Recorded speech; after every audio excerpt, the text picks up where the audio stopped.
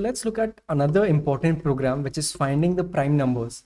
And the logic which we are going to use in this program is actually derived from the previous one, जहाँ पर हम लोग divisors find out कर रहे थे. So for any number, if you want to find out if it's prime or not, the number of divisors will always be greater than 2. If the number is 15, the divisors are 3 and 5, additional to 1 and 15 itself. So we can find out that if this number, so there are two divisors, if the number of divisors is greater than 0, we can say that the number is composite or not prime. But if we have a number like this, 17, the only divisors it has is 1 and 17. So the number of divisors will actually be 0 here, and you can say that it's a prime number. So using this logic, we can find out for any number if it's prime or not. So the inputs which we take from the user are n, which is the number. And then we try to find number of divisors for a given number. So this is the first approach, a simple approach that we can take. There are also other approaches that if the number of divisors is greater than 0, you can directly print that the number is not prime. You can do that. So let's see what logic we can use to find out if a given number is prime or not. So let's say I'm taking the value of n as 17. I'm creating a for loop. Again, in order to find the number of divisors, you need to create a sequence which goes from 2 till half of the number. So for I in range,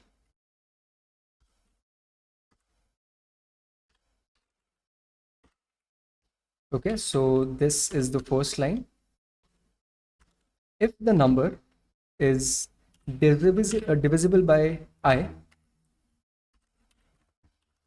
we can say, or basically let's just start by counting the divisors. So for this, I'm creating a count variable which will be storing the number of divisors. I can say count is increased by 1. Right, with this we will get the number of divisors. Then finally we can say if count is greater than 0, then it is not a prime number. But if it's equal to 0, then we can just say it is a prime. Please keep in mind that we are not including 1 and the number itself. So yes, 17 is a prime number. 170 is not a prime number. Is there any other way that we can do this? So right now we are using another variable to store the number of divisors. The other way could be to use a flag variable. Now, what is the use of a flag variable? Sometimes in a program, when a variable changes its value from original one to final one, it can indicate something. So in this case, I will just say flag prime is 0. Okay, so if this flag prime variable changes its value to 1, I can say that the number is not prime. Something like this. So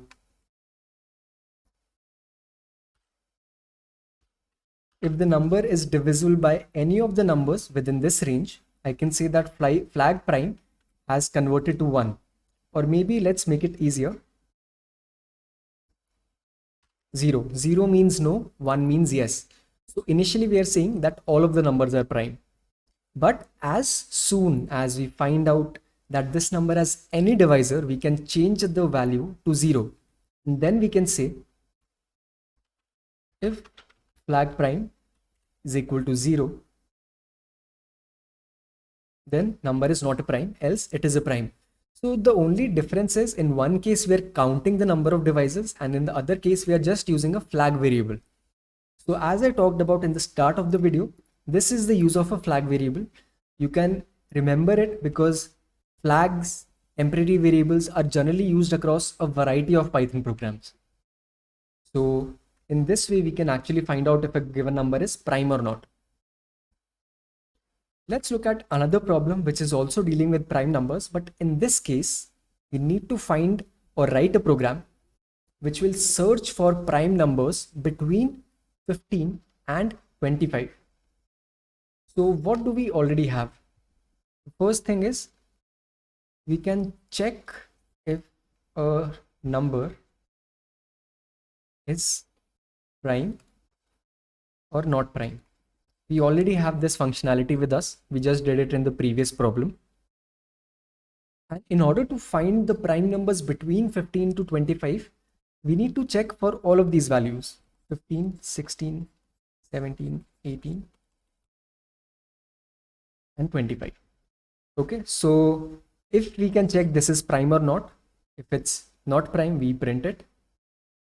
Actually, not print it. This is not prime, this is not prime. 17 is a prime, so we print 17. So can you see the sequence which we are going to create here? The first sequence would be to find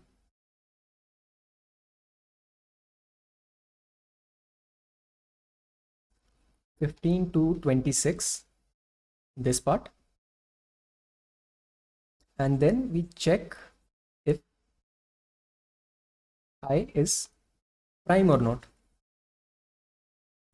So in order to do this, we just need to create a separate function. Let's see how we can do this. So this problem, I'm just copying it and pasting it down like this. Okay, so let's make it a general output, general input. Right now, what I'm trying to do is I'm trying to print it is not a prime and it is a prime. Let's just remove this. Now, if I input any value of n,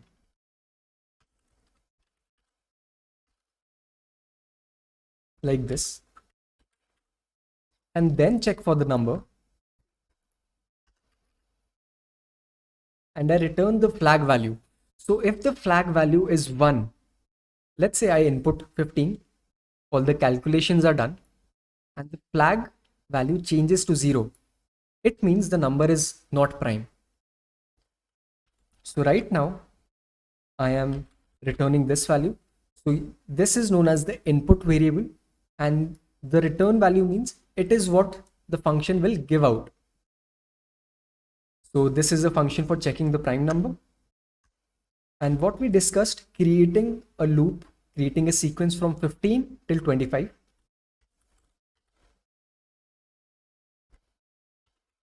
Like this. I hope you're understanding it is not too confusing. This function is used to check for the prime. हम लोगों ने function कैसे बनाया? We copied this entire thing and pasted it here. That's the first step, easier one. But we have converted it into a function. What a function does is, when I call check prime and मैंने इसके अंदर कोई भी value डाल दी, let's say 15. Okay, so let's take an example first. I have made this function, and if I say check prime and I input any number in it, like 17, it will give me the value of 1, which means that the number is prime. If I change it to 179, again it's a prime number. This will give me the output of 0, which means it's not a prime. So this is what this function does. So the next part of the problem is creating the loop. So creating a sequence from 15 till 25. Now I'm calling this function again, check prime. Check prime I. So if check prime I is equal to 0, then you don't need to do anything. The only places we need to print are the prime numbers. So if check prime of I is 1, then we can directly print the value of I, which means that I is a prime number. So executing this program, we get 17, 19, and 23. So repeating again, we created a function to find if the number is prime or not. Then we use this function inside another for loop to check for each of these values and print the prime number. So I hope this was easy to understand now. We started off by finding the divisors. हम divisor कैसे find out करते हैं, हमको range create करना होता है from two till half of the number, then check for the number that if this number is divisible by all these digits inside a range, then we saw how we can use it inside a prime function. Let's see the other type of programs जहाँ पर हम लोगों को calculations and logic use करना पड़ता, and the next one is actually a very important Python program which is to read an integer and reverse the number. So there are a couple of parts associated with this program. Let's take an example first. If I have a number 79 and I want the output to be the reverse of the number, or let's just say 179, I want to reverse it into 971. So in this program, we will be using a temporary variable.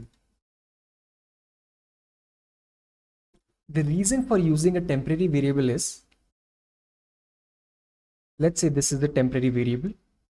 What I start by doing is, I extract the last digit from the original number, and instead of storing it in the last position again, I can store it in the first position. Then I can take the middle digit, I can store it in the second position. Then I take the first digit and then I store it in the last position. So the place where we are storing these digits is the temporary variable itself. So let me just repeat. In order to convert the number into its reverse, we create a temporary variable जहाँ पर हम लोग सारे digits in reverse order store करते हैं. But how is this reversal possible? So there are two steps here. Step 1 is extract the last digit. Okay, so how do we extract the last digit? Let me give an example. So if I say 11 and I found the last digit, which is 1, I simply divide it by 10. Or maybe we can use the percentage sign 10 and we will get the last digit. If I want to find out the last digit of 17, I divide it by 10 for the percentage sign. This will give me the remainder, which is 7. So in both of these cases, the remainder is 1. In this case, the remainder is 7. So remainder essentially means that it is the last digit of your number. What should be the remainder for this? It should be 0, right? So the last digit comes out to be 0. So extracting the last digit means we divide the number, let's assume it as 10, by 10.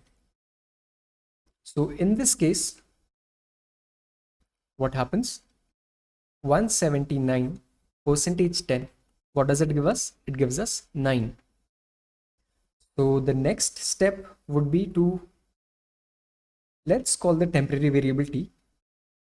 I store this in t. Okay. The next part would be to remove the last digit. Why are we removing the last digit? Because in the next iteration, when we want to find out 7, we need to remove this 9. So let's say if I remove the last digit from 179, the digit becomes 17. Then I can again use the same way to find out the middle number. Then I can again find out the next part by dividing this. So, but how do we remove the last digit? In order to remove the last digit, we perform this calculation. N is actually floor divided by 10. So let's say if I divide 11 by 10, the floor division, the quotient that I get is 1. If I do it for 17 also, I again get 1. So in order to remove the last digit, we perform this calculation. So in the next step, what happens is this gives me 7, correct? Now this 7 needs to be stored with 9 like this. यहाँ पर आना चाहिए 7. But what is the calculation that is necessary? So in order to do this, we multiply 9 by 10 and then we add 7, right? It is simple mathematics. Then we again remove the last digit, which is 7. We get 1, right? And then we again multiply the entire thing by 10 and then again add the last digit. So this is a way you can actually reverse the number entirely and print the value of t. This temporary variable will store your reverse number. So let's try to execute this logic in a Python program.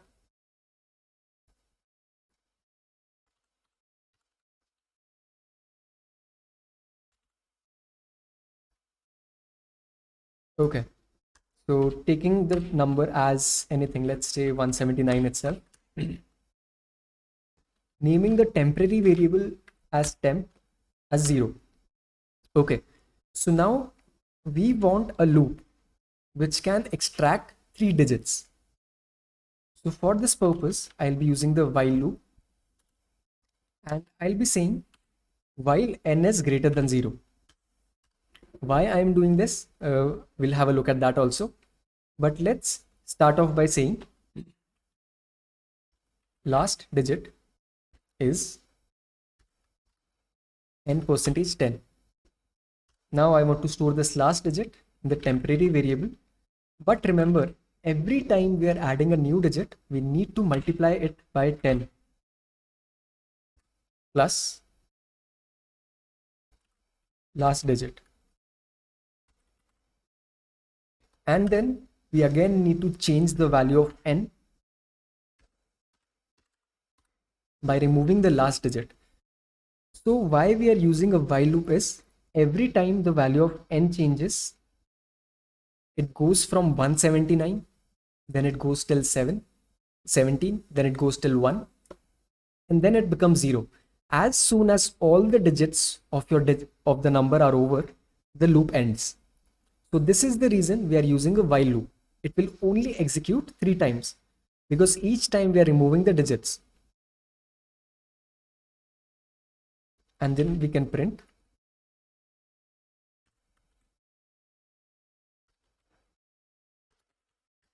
reverse of the number is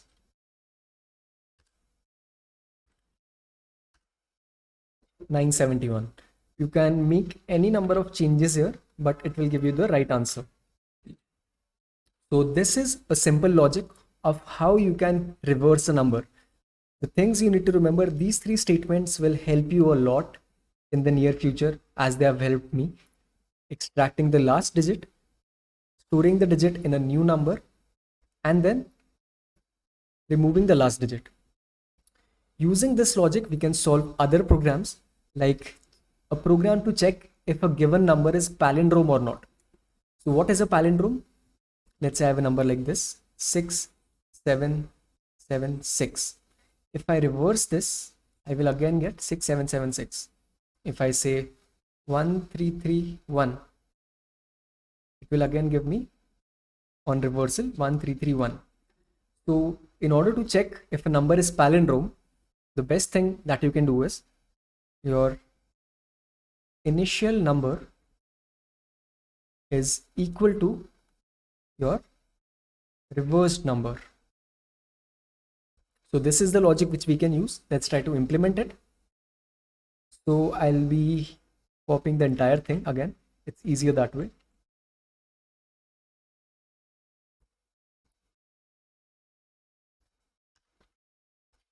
So right now I have a number, but if you see this n changes every time, it does not stay the same.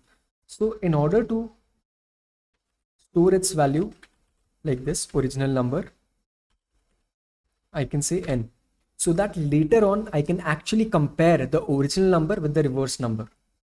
Let's just name it reverse, right? What this thing does is I need to change the variable names here.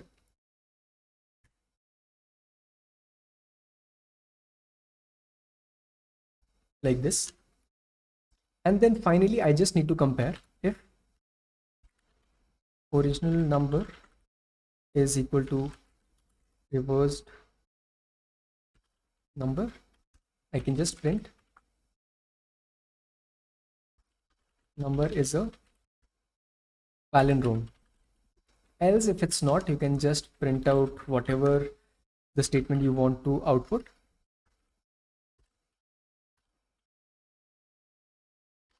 Not a palindrome, right? So what is the logic? We are initially storing the value of n in the original number so that later on we can compare it, and we are using the same approach as reversing the number. So this is not a palindrome, obviously. I just replace it by this 1771 and execute it. The number is a palindrome. So this is the logic for extracting the last digit, reversing the number, and checking if it's a palindrome or not. Now, extracting the last digit, the logic is also used in other kind of programs like this. So we need to find out if a given number is Armstrong or not. Simply speaking, the Armstrong number is the sum of cubes of individual digits. If it's equal to the original number, then it's an Armstrong number. So this example does a perfect job to explain this. If I have a number 153, the cubes of individual digits and the sum of it is equal to the original number. If this equals this, then it's an Armstrong number. So can you think of a way? How do we find out if a number is Armstrong or not? So we can see that the digits are extracted. So what is the approach that we took to extract the digits from the original number? We were using percentage sign and then we removed the last digit. It is the same approach here. So let's try to execute this in a Python program.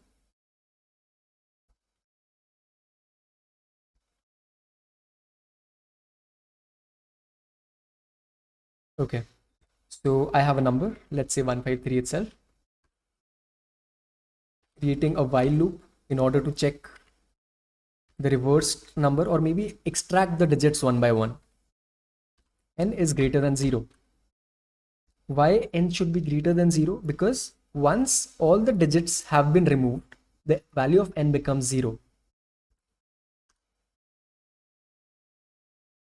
We can say digit is n percentage 10.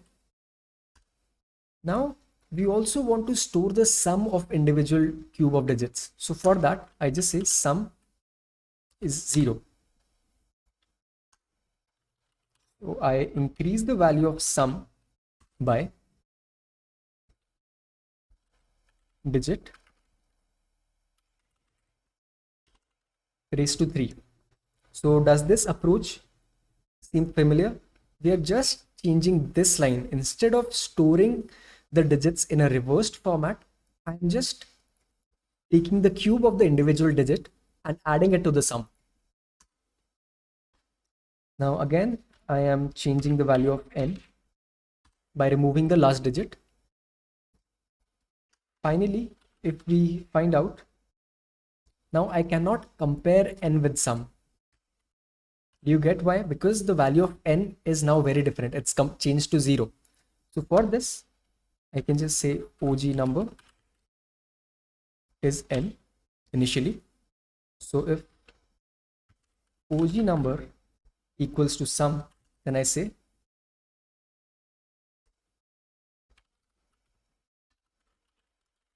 number is Armstrong. Else I can just say number is not Armstrong. So what should be the output for this? It should be Armstrong, right? Number is Armstrong. And if I change it, number is not Armstrong, right? So with one tip, one approach, you can solve multiple types of problems. Just try to remember the approach of extracting the last digit. So the last problem for today, write a program to check whether a given number is perfect or not. So in order to find out whether a given number is perfect or not, the way we do it is we find the divisors. Again, going back to the problem where we were trying to find out the divisors, I say these are all divisors and then I add them up. If the addition or the sum of divisors is equal to the original number, then I say the number is perfect. So what do we need for this program?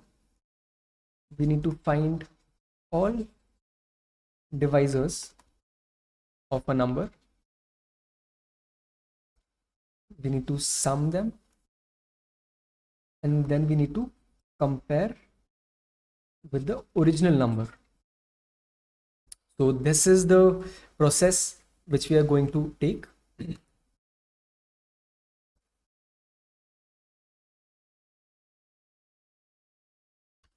Okay, so first of all, finding the divisors. Do you remember how do we find the divisors? Let's say I am taking the input as 28, creating a sequence from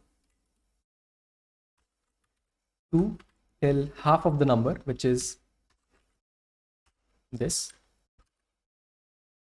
Now I also want to simultaneously store and add the number of divisors. So I can just say sum of divisors is initially 0. Okay. Now, if n has a divisor in I can just add it to this value. Every time I encounter a divisor, I just add to sum of divisors. Like this. So this loop takes care of finding the divisors. Finding the divisors is this statement and adding the divisor to the total sum. And then finally, if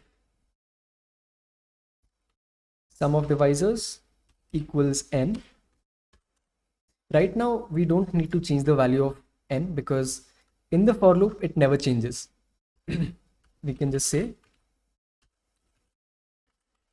perfect number.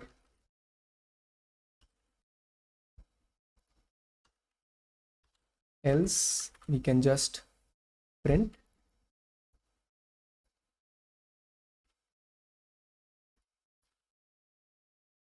imperfect number. All right, so let's execute this. It says imperfect number.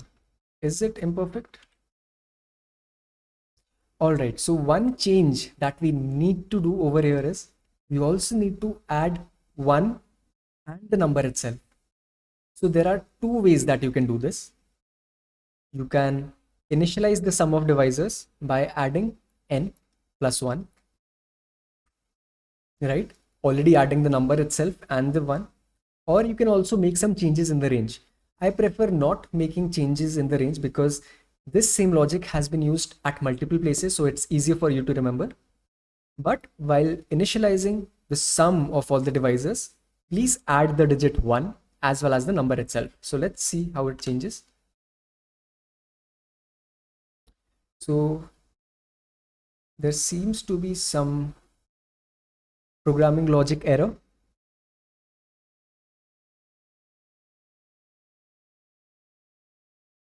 Okay, so in order to do this, let's try to print the value of I, which will give us 2, 4, 7, and 14. So that should be right. Okay, so right now we don't need the number itself.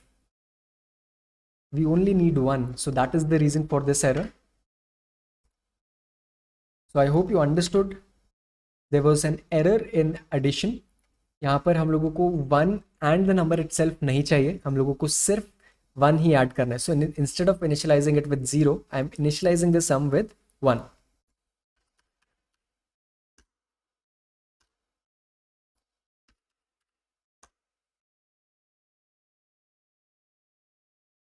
So indentation error. Yes, there is an extra variable. So yes, this is a perfect number. I hope it was not too confusing. Let me just change it to something else, 281. It is an imperfect number. So this is how you can create a program to find out if a number is perfect or not.